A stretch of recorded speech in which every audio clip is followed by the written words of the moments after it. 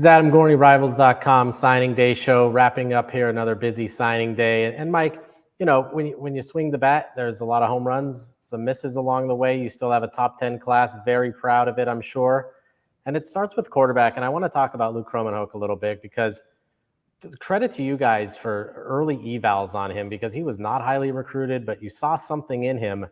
And when you talk about, potential in a quarterback and what he could be 3-4 years down the road, what do you see in Luke?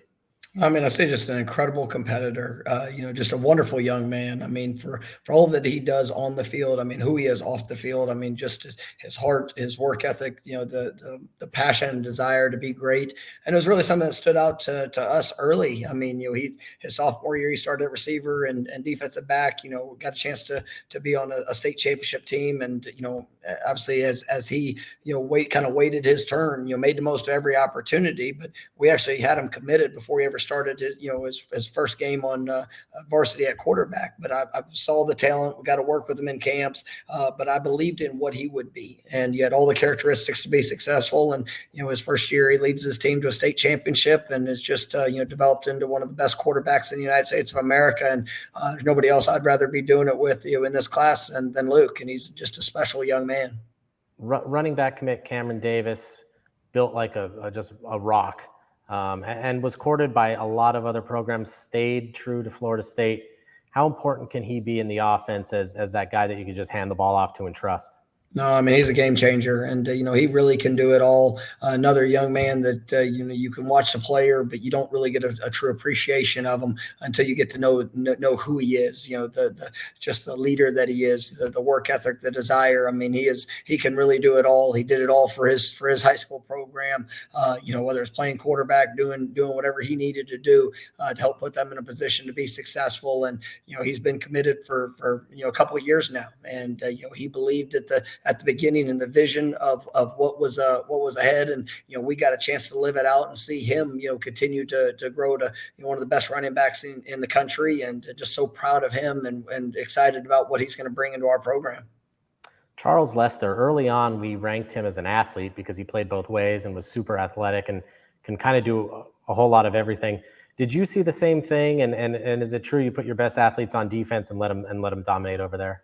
Well, I mean, Charles is a special athlete, and he really can do it all. And we think that he's going to be a dynamic player for us, in a lot of different ways. But when you take his ball skills, just the instincts, what people don't understand about Charles, he's one of the smartest football players that I've ever recruited. I mean, just his football IQ, understanding, being able to retain information and apply it throughout the course of a game or a workout. I mean, he's just really, remarkable in all that he can do with that. And he's somebody that we've been building a relationship for over the last few years, and to see him grow, to see his ability and talent, but also just who he is we're expecting a fast impact here at Florida State, and I think he kind of leads what is a special defensive back group for us, that a lot of guys that have we had 4 DBs that signed and all have very similar characteristics with versatility and game changing skill sets. When you stepped on campus there a few years ago, it was a whole different picture than what it is now. And I'm not just lobbing compliments. It just looks a whole lot different. And a lot of that is because you have been so successful in the portal, especially coming into this, through this season. Do you think that will continue for your program? Will you use it in spots? How do you kind of see that playing out?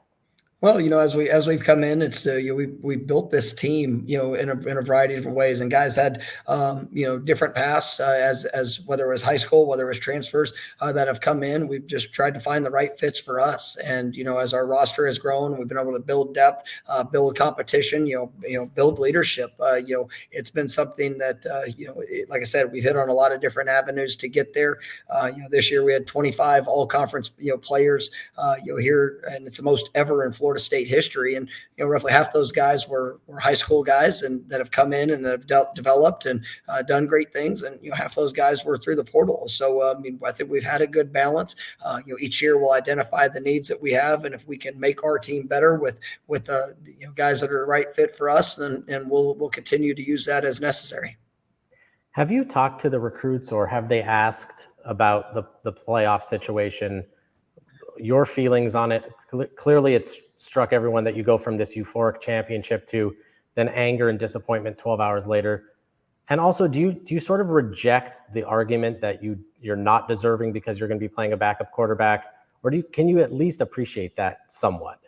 Well, I mean, I think, for the recruits, I mean, obviously there's a lot of people that, they loved watching what we did. And, it is, I think more than anything else, through, just the challenge of, losing a great player due to injury and, obviously the adversity that was presented. I mean, seeing the response of our team, seeing the character of our team, the closeness, just, how our guys were able to rally around each other, something that's really celebrated. And, it's unfortunate and disheartening and, all the feelings that, that we're not, you didn't get an opportunity there in the playoff, but it's still about controlling things that we can control. And we see when you see the culture that has been established, when you see the response that our players were able to put on display for 13 weeks throughout the season. I mean, something that players and recruits want to be a part of, and they know that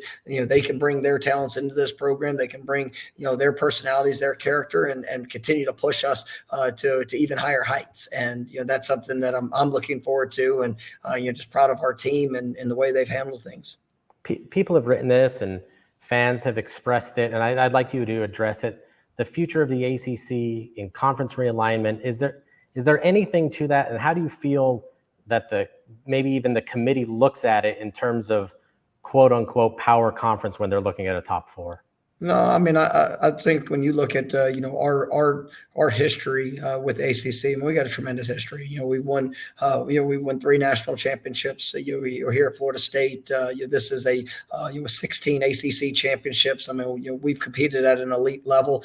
This year, I mean, we did that, and unfortunately, we had an injury to a top player that a committee kind of took that and had their opinion of where we were in comparison to moving forward. But I don't think it had anything to really do with anything beyond that. And for us, it is what it is. We know that we're in a great place. We're at a great institution. The commitment and the investment into our program and all the things that can be accomplished here are really special. And this is one of the elite programs in all of college football. And I think our guys put that on display week in and week out.